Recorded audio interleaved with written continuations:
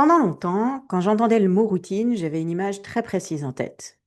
Le réveil à 5 heures, le planning millimétré, les cases à cocher, le même programme tous les jours.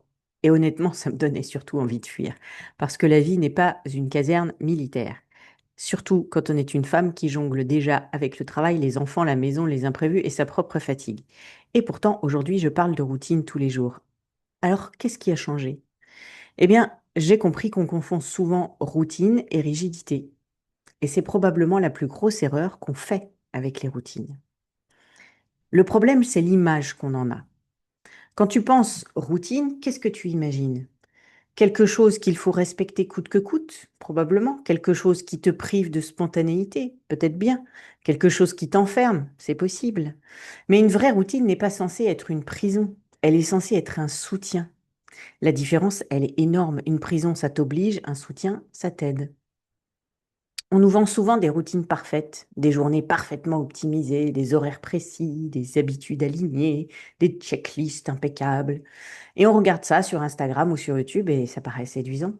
Parce qu'on se dit, bah tiens, voilà, c'est ça qui me manque. Alors on copie, on se crée un programme, réveil à 6 heures, du sport, de la lecture, le journal, l'organisation de la journée. Et puis, bah, pendant quelques jours, parfois quelques semaines, on tient, on est même fiers de nous. On a l'impression d'avoir enfin trouvé la solution. Et puis, la vraie vie revient, débarque, une nuit compliquée, un enfant malade, une surcharge de travail, une baisse de morale aussi, ou une période de fatigue. Et là, la machine se grippe. On saute une journée, puis deux, puis une semaine.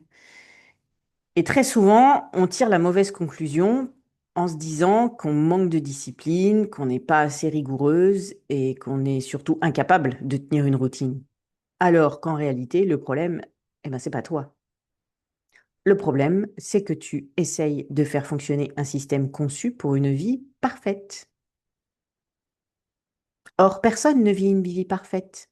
La vie est faite de variations, d'imprévus, de cycles, de saisons, de périodes où tout roule et d'autres où simplement réussir à prendre une douche relève déjà de l'exploit.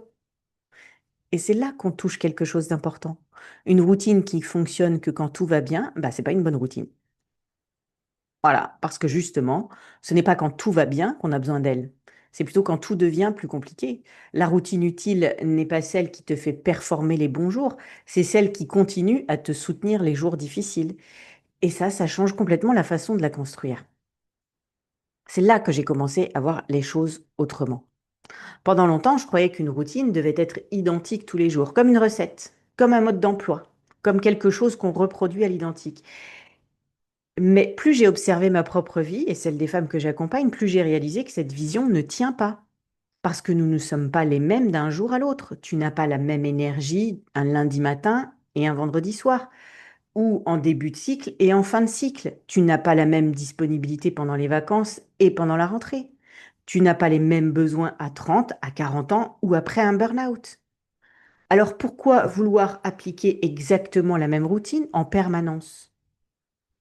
Une routine intelligente ne te demande pas de devenir une machine. Elle te demande d'apprendre à t'écouter. Et ça, c'est quand même un peu différent. Et on n'a pas forcément l'habitude. Une routine intelligente ne cherche pas la perfection. Elle cherche la cohérence. Elle va pas te demander qu'est-ce que je devrais faire. Elle va te demander qu'est-ce qui me soutiendrait aujourd'hui. Et parfois, bah, la réponse change. Certains jours, ce qui te soutient, c'est 1 heure de sport ou 10 minutes de sport. D'autres jours, c'est d'aller te coucher 1 heure plus tôt. Certains jours, c'est d'avancer sur ton projet. Et puis d'autres jours, c'est d'accepter de ralentir. Une routine intelligente ne consiste pas à répéter toujours les mêmes actions. Elle consiste à revenir régulièrement à ce dont tu as besoin. Et c'est précisément là que beaucoup de personnes se trompent. Elles croient qu'abandonner leur routine un jour signifie avoir échoué. Alors qu'en réalité, une routine intelligente prévoit déjà les imprévus finalement. Elle prévoit déjà les coups de fatigue, les périodes compliquées, parce qu'elle est construite pour une vraie vie, pas pour une vie de catalogue ou d'Instagram, pour la tienne. Et c'est probablement ça la définition la plus simple que je pourrais donner aujourd'hui. Une routine intelligente, c'est une structure suffisamment solide pour te soutenir, toi, dans ta vie. et suffisamment souple pour ne pas te casser. Alors quand une personne me dit j'avais une routine mais je l'ai abandonnée, j'ai souvent envie de lui demander tu as abandonné quoi exactement? Parce que bien souvent ce n'est pas la routine qu'elle a abandonnée. C'est une version très précise de cette routine. Par exemple, elle avait décidé de marcher 30 minutes chaque matin. Et le jour où elle n'a eu le temps que d'en faire 10, elle a considéré que c'était raté. Ou alors elle avait prévu de lire 20 pages. Et le jour où elle n'en a lu que 3, elle a eu l'impression de ne pas avoir tenu son engagement. Tu vois le piège? On se focalise tellement sur l'action exacte qu'on oublie pourquoi on l'avait choisie au départ. Or, derrière chaque habitude, il y a une intention. Derrière la marche, il y a cette envie de bouger. Derrière la lecture, il y a l'envie d'apprendre ou de se détendre. Derrière la méditation, il y a le besoin de se recentrer. Et parfois, l'intention peut être honorée autrement. Pas envie de faire 30 minutes de marche? Ben, tu peux faire le tour du pâté de maison, c'est tout. Pas envie de lire 20 pages? Eh ben, tu peux en lire 2. Pas disponible pour méditer 10 minutes? Eh ben, tu peux prendre 3 respirations profondes avant de commencer ta journée. L'objectif n'est pas de cocher une case, l'objectif est de nourrir le besoin qui se cache derrière cette case. Et c'est souvent là que naît la régularité. Parce que quand on arrête de viser la perfection, le score, on devient capable de continuer. C'est exactement pour ça que j'ai créé la méthode ici.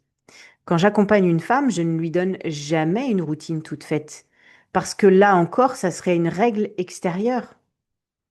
Je l'aide d'abord à identifier ce dont elle a réellement besoin, puis à choisir ce qui lui correspond et enfin à intégrer progressivement ses habitudes dans son quotidien réel. Pas un quotidien imaginaire, pas une version parfaite d'elle-même. Non, dans sa vraie vie, avec ses contraintes, avec son énergie qui varie de jour en jour, avec ses envies, avec ses saisons de vie. Peut-être que le vrai problème n'a jamais été ton manque de discipline. Peut-être que tu t'es simplement imposé des règles impossibles à tenir dans une vraie vie. Parce que la vie, elle bouge. Les besoins changent, l'énergie fluctue, les imprévus arrivent.